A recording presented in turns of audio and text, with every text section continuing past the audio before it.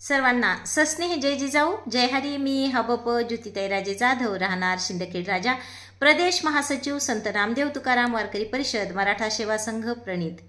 आपण ज्या महाराष्ट्रात राहतो तो महाराष्ट्र खरंच पुरोगामी महाराष्ट्र आहे का, असा आता प्रश्न पडू लागलेला आहे का? कारण मी असं बोलते, याला कारण असं झालं की मागील मला वाटते 7-8 तारखेपासून बीड जिल्ह्यामध्ये प्रदीप मिश्रा यांची शिवपुराण कथा चालू आहे। कथा असणं, पारायण असणं, त्यानंतर अखंड हरिनाम सप्ते असणं, धार्मिक कार्यक्रम हे व्हायलाच पाहिजेत आणि त्यातून आपण पाहतो की लोकांची भक्ती, लोकांची देवाविषयीची आस्था, ह्या सगळ्या गोष्टी त्यातून दिसून येतात आणि त्या निमित्ताने का होत नाही, लोक त्या ठिकाणी एकत्र येतात। पण अशा पद्धतीने जेव्हा हे लोक कथेला, पुराणाला एकत्र येत असतील, ऐकत असतील, तर त्यामध्ये कुठलेही अंधश्रद्धा पसरवू नये। कारण आपण पाहतो संतांचा उद्देश काय होता, महाराष्ट्र ही संतांची भूमी आहे। आपण म्हणतो महाराष्ट्र ही संतांची भूमी आहे। या पावन भूमीमध्ये अनेक संत जन्माला आले, वाढले आणि त्यांनी समाजाला दिशा देण्याचं काम केलेलं आहे। नाचू कीर्तनाचे रंगी, ज्ञानदीप लावू जगी, असं नामदेवराय म्हणत होते। कारण कीर्तनाचा उपयोग जमलेला जो जनसमुदाय आहे त्यांच्यामध्ये ज्ञानदीप लावता आला पाहिजे, यासाठी कीर्तनाचा वापर झाला पाहिजे। पण आज आपण जर बघितलं तर मागील 3-4 दिवसांपासून बीड जिल्ह्यामध्ये प्रदीप मिश्रा यांचं शिवपुराण कथा चालू आहे आणि त्या कथेमध्ये जे मी पाहिलंय 8 तारखेला मला वाटते त्यांचा तो चिठ्ठ्या वाचनाचा एक कार्यक्रम असतो की लोक त्यांना चिठ्ठ्या लिहितात आणि आम्हाला कसा फायदा झाला किंवा शिवपुराण कथेतून आम्हाला काय मिळालं हे ऐकल्यानंतर हे सगळे अभिप्राय त्याच्यावर लिहिलेले असतात। आणि आता तो माणूस कथा करतो म्हणजे नेमके त्याच्यातले किती श्लोक वाचतो, त्यातलं काय काय वाचतो, कोणते अध्याय वाचतो, हे मला तरी आतापर्यंत समजलेलं नाही आणि तिथे गेलेल्या 7 दिवस लोकांनाही ते समजलेलंच नसतं। पण तो जो चिठ्ठ्या वाचायचा कार्यक्रम आहे तो मी एका यूट्यूबला बघत होते, तर त्यात एक चिठ्ठी अशी होती की एक व्यक्ती म्हणतो की मी शिवपुराण कथा आस्था चॅनलवर रोज ऐकतो, मी एक कॅन्सरचा पेशंट होतो, पण आता मात्र माझा कॅन्सर बरा झालेला आहे। आणि कशामुळे झालेला आहे तर मी शिवपुराण कथा रोज ऐकतो। मग तुम्ही सांगा, अशा पद्धतीचे अभिप्राय जर लोक देत असतील तर याचा अर्थ असा आहे की तुम्ही जास्तीत जास्त वेळ ते आस्था चॅनल चालू ठेवलं पाहिजे, महाराजांचं म्हणणं इनडायरेक्टली। दुसरी गोष्ट अशी की जेवढं चॅनल चालू राहील तेवढं त्याचा TRP वाढेल, जेवढा TRP वाढेल तेवढा त्याचा आर्थिक लाभ त्या मालकाला होईल आणि त्याचा मालक कोण आहे, प्रदीप मिश्राच। मग ह्या साध्या गोष्टी आहेत आणि हे अतिशय म्हणजे मी तर म्हणते मेडिकलला हे चॅलेंज आहे। आता याच्या विरुद्ध आवाज उठवायला पाहिजे वैद्यकीय क्षेत्रात जे लोक आहेत, कारण एक कॅन्सरचा पेशंट बरा करण्यासाठी किती मेहनत घ्यावी लागते त्या लोकांना, तर त्या लोकांनी आता बोलायला पाहिजे। पण आपल्याकडं हे झालेलं नाही, कारण आता जवळजवळ 8 तारखेला त्यांनी ती चिठ्ठी वाचलेली आहे, कुणीच यावर बोललं नाही की कॅन्सर त्यापासून होत नाही किंवा अशा पद्धतीने माझा कॅन्सरच राहून गेला। कशामुळे तर मी आस्था टीव्हीवर दररोज ते शिवपुराण ऐकतो। आणि मग किंवा काल मी एक आता काही वेळापूर्वी एक हे पाहिली क्लिप बघितली, त्यात एक महिला म्हणते की मी शिवपुराण कथा ऐकली होती आणि त्यानंतर मी प्रेग्नंट राहिले। म्हणजे हसाव की रडाव हेच कळत नाही। हे सगळं असं बघितल्यानंतर लोकांच्या बुद्धीची खरोखरच कीव येते। तुम्ही ठीक आहे, तुम्ही देवावर भक्ती करा, श्रद्धा करा, मी स्वतः शिवाला मानणारी आहे, पण हे असं थोतांड हे जे आहे याच्या मी कुठेही नादी लागत नाही, कारण देवानी हे सगळं सांगितलेलंच नाही। मग आपण पाहतो की त्या ठिकाणी ती महिला म्हणते की मी शिवपुराण कथा ऐकली आणि मी प्रेग्नंट राहिले। खरोखरच 16व्या शतकामध्ये तुकोबाराय म्हणतात, नवसे कन्या पुत्र होती तर का करणे लागे पती। तुम्हाला जर नवसानं लेकरं झाले असते तर तुम्हाला नवराच करायची गरज नव्हती, हे आपल्या संतांनी सांगितलेलं आहे। पण दुर्दैवाने आपण या विचारांपासून कुठेतरी दूर चाललेलो आहे। तो माणूस बीड जिल्ह्यात आला, तुम्ही म्हणजे ते मला वाटते काहीतरी 50-55 लाख रुपये घेतात त्या कार्यक्रमाचे, म्हणजे 7 दिवसाच्या शिवपुराण कथेचे 50 लाख रुपये घेणारा माणूस परळीत जाऊन का बरं त्यांनी एखादं तिथं आता एवढं मोठं ज्योतिर्लिंग आहे ज्याला आपण सगळे मानतो, तिथं तो गेला का? तिथं त्यांनी एक 5-7 लाख रुपये दान केले का? नाही करत। तो स्वतःच्या पदरचा रुपयाही कुठे तो दान करत नाही। मग याच्यातून आपण शिकलं पाहिजे ना, तो जर कोणाला रुपया देत नाही तर आपण का दिले पाहिजे। आणि तो खरोखरच जर शिवाचा भक्त आहे तर त्यांनी म्हणलं पाहिजे की ही जी शिवपुराण कथा आहे, तुम्ही एवढे लोक ऐकायला येतात, तर मी या ठिकाणी काय करणार आहे आता की ही तुमच्या सगळ्यांसाठी मी निशुल्क करणार आहे, एकही रुपया न घेता. पण असं तो आत्तापर्यंत बोललेला नाही. तो कम्प्लिटली व्यावसायिक माणूस आहे, ज्याचा उद्देश केवळ पैसे कमविणं आहे.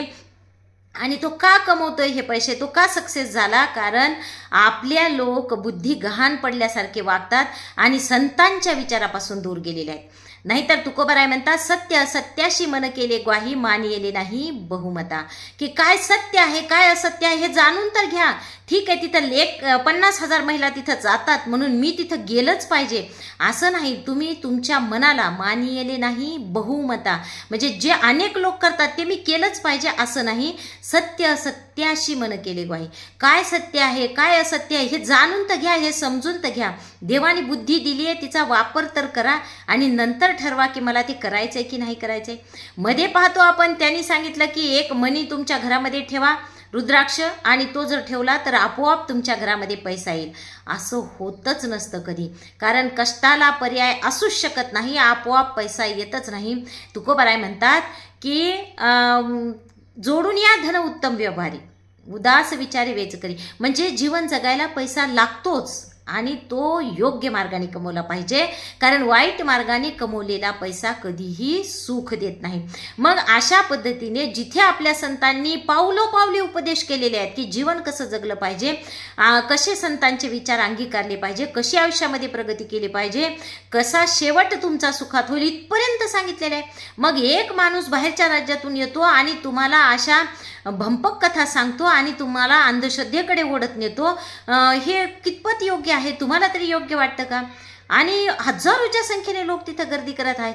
माझा कोणाच्या भक्तीवर कोणाच्या आस्थेवर संशयच नाही. तुम्ही निश्चित देवदेव करा, तुम्ही कथा करा, पुराण करा, सगळं करा, पण ह्या ज्या गोष्टी आहेत ह्या थोतांड आहेत, यावर विश्वास ठेवू नका.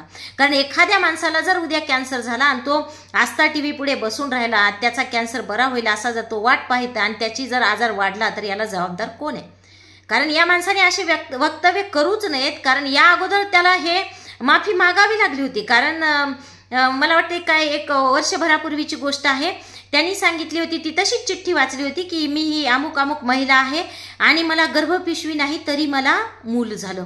मग शॉकिंग आहे ना ते, की जर ज्या महिलेला गर्भपिशवीच नाही तिला मूल झालंच कसं? मग हे मीडियानं थोडं उचलून धरलं आणि मीडियामध्ये जेव्हा ते सगळं आलं आणि मग मीडियाने पाठपुरावा केला की ती महिला कोण आहे जिला गर्भपिशवी नाही, म्हणजे जगातलं 8वं आश्चर्य की जिला गर्भपिशवी नाही आणि तिला मूल झालं. मग मात्र त्यांनी जरा सावरासावर केली आणि हमसे भूल हो गई असं त्यांनी ते सावरून नेलं. म्हणजे ही काय आहे, ही एक टेस्ट आहे समजू आपण की भक्त किती येडे आहेत. हे समोर बसलेले जे आहेत त्यांची लेवल तपासण्याची ते एक हे आहे, समजा आपण काय म्हणू त्याला, ते माध्यम आहे किंवा ते नुस्खा आहे ते, की हे किती येडे आहेत समोर बसलेले. नाहीतर एक व्यक्ती असं कसं काय बोलू शकते की ज्या महिलेला गर्भपिशवीच नाही तिला मूलबाळ झालं, हे होऊ शकत नाही. पण हे अशा पद्धतीने हे महाराष्ट्रामध्ये चालू आहे आणि हे लोक येत आहेत. आणि यात फक्त मी तुम्हाला सांगते की संतांचे विचार संपविण्याचा घाट आहे. कारण संत महाराष्ट्रामध्ये अनेक संत होऊन गेले आणि त्यांनी इतके मौलिक विचार मांडलेत, पण हे विचार कुठेतरी संपवणे हेच या लोकांचं काम आहे. आपण पाहतो मध्येही त्यांनी सांगितलं होतं की तुमच्या मुलाला एक काय करा म्हणला, बेलपत्री लीजिए, उस पे शहद लगाइए और वो बेलपत्री शिव के पिंड पे रखिए. म्हणजे ते बेलाचं पान वाहिलं तर तुमचं लेकरू आपोआप पास होतो म्हणतो तो, अभ्यास करायचं काम नाही.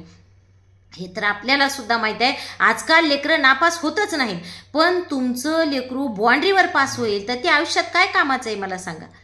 म्हणजे तुमचे लेकरं शिकलेच नाही पाहिजे, ते असे येडे राहिले पाहिजे की पुढच्या त्याच्या पिढीला हे कामी आले पाहिजे, पुढे त्याच्या कथा चालू राहिल्या पाहिजे. येडेत येडे ते पुन्हा अजून दुसरे येडे घडविण्याच्या त्या तयारीत आहेत.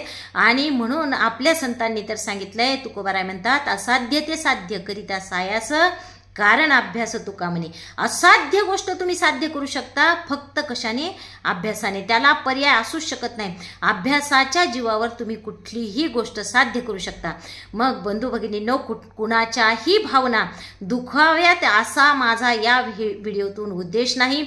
तो माणूस येतो, करोडो रुपये आपल्या महाराष्ट्रातून घेऊन जातो, याची फक्त तुम्हाला जाणीव करून द्यायची आहे.